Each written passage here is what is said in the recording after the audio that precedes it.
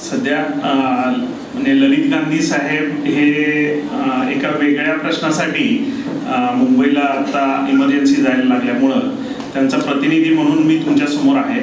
तर प्रथमतः मी त्यांचे क्षमा याचना करून मी माझे 2 शब्द तुमच्यासमोर ठेवणार आहे. सर्वप्रथम मी आदरणीय NC माळी साहेब, त्यानंतर प्रभाकर पाटील सर, इनोव्हेटिव्ह बिझनेसमॅनच्या पूर्ण टीमला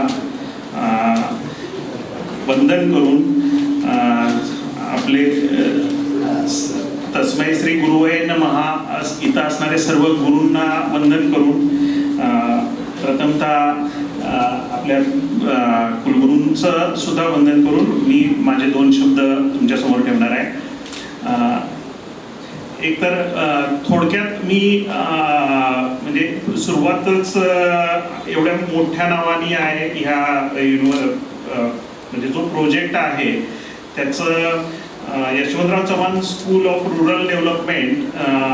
यशवंतराव चव्हाण हे व्यक्तिमत्व आपल्याला माहिती आहे की आपण आपल्या महाराष्ट्राचं हिमालया एवढं उत्तुंग व्यक्तिमत्व असणाऱ्या नावापासून हे स्कूलची स्थापना झालेली आहे.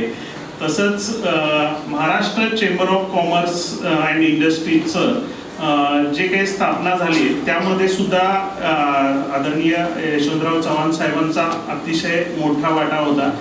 त्याच वेळेला वालचंद हिराचंद किर्लोस्कर व सर्वप्रथम ज्या मोठ्या इंडस्ट्रीज महाराष्ट्रात आल्या, महाराष्ट्रातली इंडस्ट्री सुरुवात करण्यामध्ये किंवा इवन थोडं जास्त इतिहासातलं बोलत नाही, पण महाराष्ट्र हे नाव महाराष्ट्राला मिळण्यासाठी सुद्धा महाराष्ट्र चेंबर ऑफ कॉमर्सचा सर्वात मोठा वाटा आहे.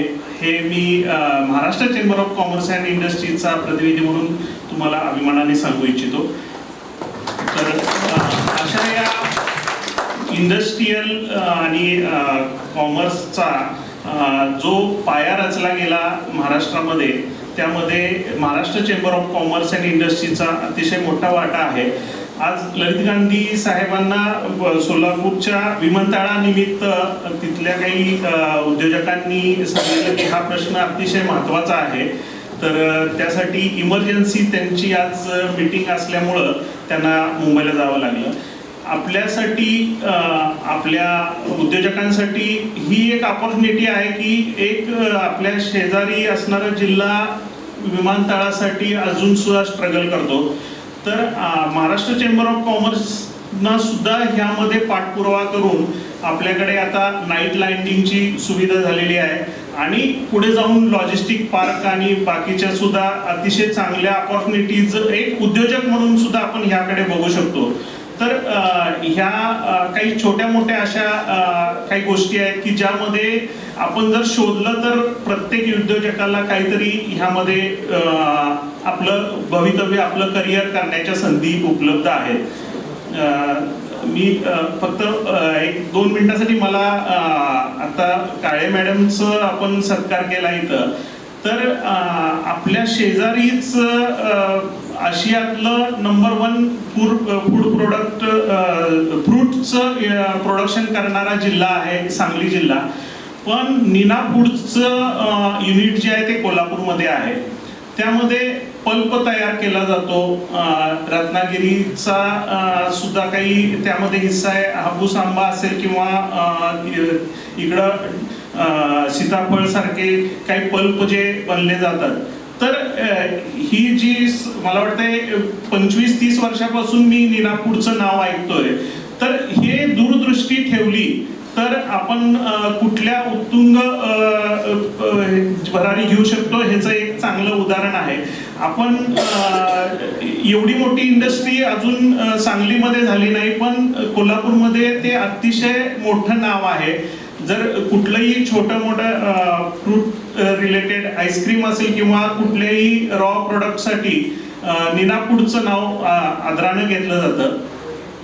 तसंच मी IT इंडस्ट्रीमध्ये सुद्धा जे मनोरमा हा जो ब्रँड आहे तर त्या ब्रँडबद्दल सुद्धा आम्ही जे ऐकलंय की 7 समुद्रापार हा ब्रँड आपलं कोल्हापूरच्या हेड ऑफिसमधून झळकतोय.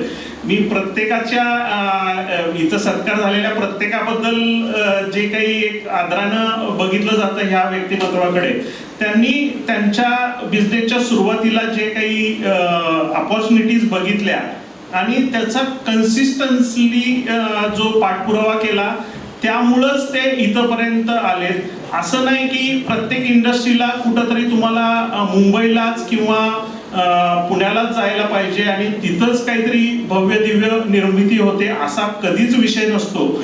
आपल्याकडे म्हणजे उदाहरण म्हणून सांगतो की एक आपल्या कोल्हापूर जिल्ह्यामध्येच एक चंदगडला ओलम ॲग्रो इंडस्ट्रीज म्हणून एक शुगर फॅक्टरी आहे, ज्याला आधी हेमरस म्हणून ओळखलं जातं. तर त्या चंदगडच्या हेमरसचा जो मालक आहे तो सिंगापूरला त्याची कॉर्पोरेट ऑफिस आहे. आज तुम्ही विचार करू शकता की 400 एकर जागेमध्ये हा हेमरसचा प्रोजेक्ट आहे. हा ओलम ॲग्रो हा सगळ्यात मोठा कोको एक्सपोर्टर म्हणून वर्ल्ड वाईड त्याचं नाव घेतलं जातं. पण त्या लोकांना सुद्धा तिथून कोल्हापूर किंवा महाराष्ट्राचीच निवड करावी लागली बिझनेससाठी. तर हे काही गोष्टी अशा आहेत की प्रत्येक बिझनेससाठी डेस्टिनेशन हा विषय महत्वाचा नसतो, तर आपण त्या बिझनेसची सुरुवात आपलं तन मन धन लावून जर कुठलाही आपण बिझनेसचं रोपटं लावलं तर तो एक ना एक दिवस वटवृक्ष होतोच. आज मी थोडक्यात माझ्याबद्दल सांगतो. मी पुसेसावळी म्हणून एक खटाव तालुक्यातलं छोटं गाव आहे. तिथं म्हणजे माझे वडील एक किराणा दुकान होतं. किराणा दुकानमधून मला त्या गावात कुठल्याही 10वी नंतरच्या शिक्षणाची सोय नव्हती. आम्ही 1986 ची बॅच तिथून बाहेर पडलो. तर एका वेळेला आपल्याला त्यावेळेला गुगल नव्हतं किंवा कुठलाही असा काउन्सिलिंगचा ऑप्शन अवेलेबल नव्हता. पण आम्ही त्या गावातून जवळपास त्या बॅच मधले 50 पैकी 25 जणांनी फार्मसीला ऍडमिशन घेतलं. कारण तिथं एखादा जर फर्स्ट नंबर आलेला जर कुठला विद्यार्थी काय करतोय तर आम्ही सगळे फॉलोअर म्हणून त्याचे फॉलो केला. आणि नंतर असं समजलं की मी सुरुवातीला सांगलीला फार्मसी केलं, पण कोल्हापूर त्यावेळेला अतिशय म्हणजे हे कोल्हापूरचं वलय जे आहे ते सातारा आणि सांगलीकरांना मी म्हणजे एक प्रतिनिधी म्हणून तुम्हाला सांगू इच्छितो की इतकं मॅग्नेटिक वलय आहे कोल्हापूर या शहराचं किंवा या जिल्ह्याचं.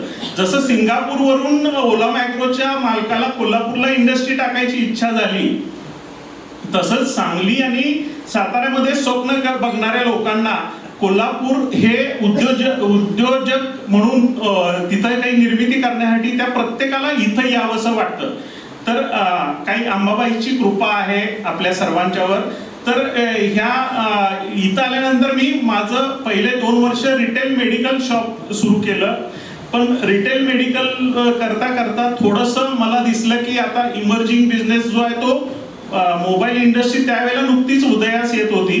तर 2003ला मी pharmacy diploma in pharmacy not graduate diploma in pharmacy असताना सुद्धा मला एअरटेल कडून ॲग्रीमेंट साईन झालं आणि मी गेले लॉन्चिंग पासून आजपर्यंत एअरटेलचा पार्टनर आहे. पूर्ण महाराष्ट्रामध्ये IoT मध्ये, एंटरप्राइज बिझनेस मध्ये आणि मोबिलिटी मध्ये आज आपलं नाव आदरानं घेतलं जातं. तर त्यामध्ये असा विषय की थोडंसं आपण जर आत्ता चालू असणाऱ्या ओव्हरऑल तुम्ही सर्वजण आता गुगल आणि बाकीचे सगळे सोर्सेस आपल्याकडे अवेलेबल आहेत. इमर्जिंग बिझनेस म्हणून मी जसं तुम्हाला सांगितलं की इथं लॉजिस्टिक पार्क सारख्या ऑपॉर्च्युनिटीज आहेत किंवा फूड इंडस्ट्रीला सुद्धा आपल्याकडे चांगले स्कोप आहेत.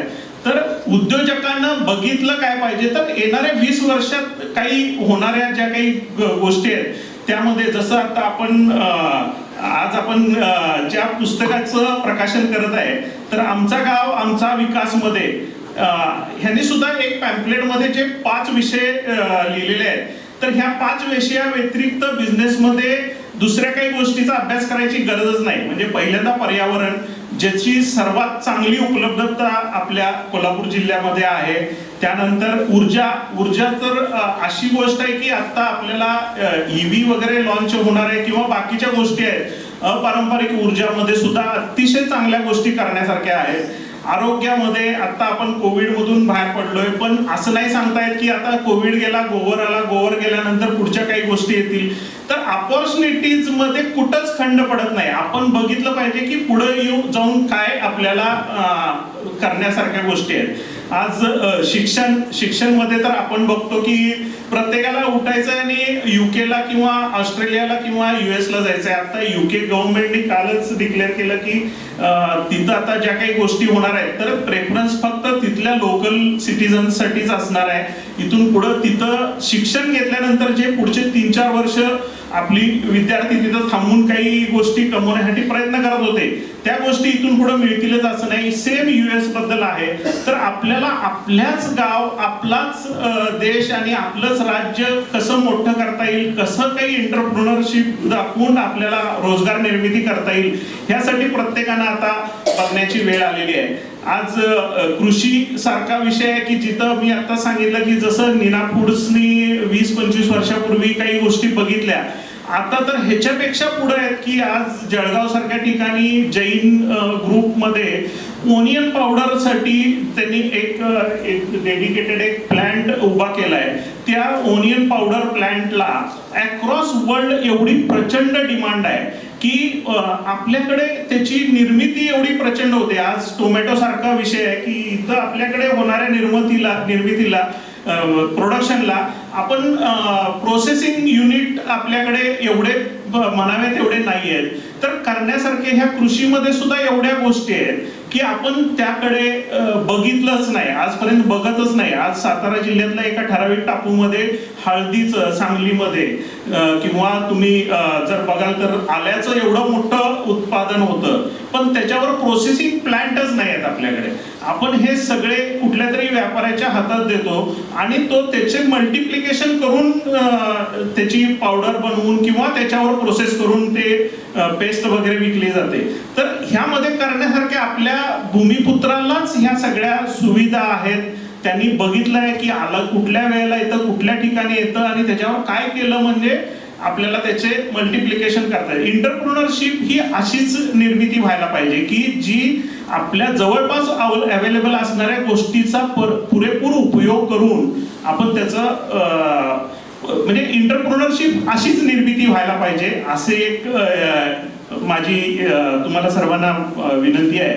आणि तंत्रज्ञानमध्ये आपण जसं सांगितलं की मॅडमनी ज्या वेळेला हा बिझनेस सुरू केला तर त्यांचं जे काही नाव आहे ते मी त्या इंडस्ट्रीच्या निगडीत आहे. तर एवढं प्रचंड काम आहे की तिथं आता सुद्धा IT मध्ये आपल्या लोकांचंच कमांड आहे अक्रॉस वर्ल्ड. आता आपले 7 CEOज आहेत की जे सर्वात मोठ्या गुगल पासून बऱ्यापैकी सगळ्या गोष्टीमध्ये ते सुद्धा लिडरशिप मध्ये आहेत. तर ह्या गोष्टीमध्ये सुद्धा अपॉर्च्युनिटी आहे. फक्त अपॉर्च्युनिटी आहे आणि आपण नोकरी करणं हा विषय नाही, तर इथं आपल्याला स्वतः काही डेव्हलपमेंट करून आपल्या कोल्हापूर सारख्या ठिकाणी बाकीच्यांना रोजगार आपण देऊ शकतो का याबद्दल विचार व्हायला पाहिजे. आणि उद्योग मध्ये तर मी जसं सांगितलं तुम्हाला की प्रत्येक जो प्रॉब्लेम असतो त्याला अपॉर्च्युनिटी म्हणून बघितलं पाहिजे. आणि अपॉर्च्युनिटी म्हणून बघितलं तर 100% आपलं भवितव्य उज्ज्वल आहे. जे आपल्या शेठ वालचंद हिराचंदनी बघितलं होतं, त्यांनी वालचंद नगरला जो प्लांट उभा केलेला आहे तर त्यात सगळा टोटल प्लांट हा आपल्या संरक्षण खात्यामध्ये ज्या काही छोट्या मोठ्या गोष्टी लागतात तिथं प्लांटला फक्त आत जायला कुणाला परवानगी नाहीये.